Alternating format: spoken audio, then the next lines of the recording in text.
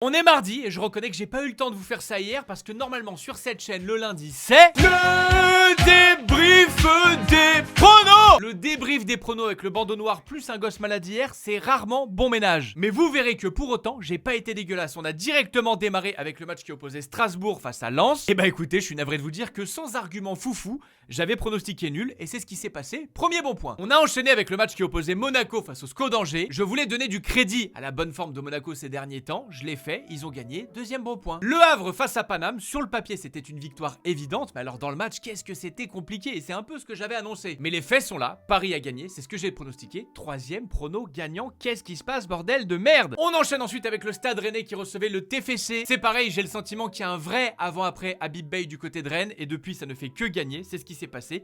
Quatrième prono gagnant. Vraiment, je commence presque à me sentir mal tellement que je suis bon. Ensuite, on avait le Paris FC qui recevait l'OGC Nice. Et écoutez, j'ai presque envie de m'excuser parce que j'ai vu Nice gagnant. Ça ressemble pas du tout à ma DA habituelle. Et cette folie coûtera très cher à ma série puisque c'est le PFC qui l'a emporté. J'ai cher la mort. Le LOSC face à Nantes. Le LOSC aura bien pris ses points. Le football n'est pas trop là. Il y a encore un petit peu de maladie.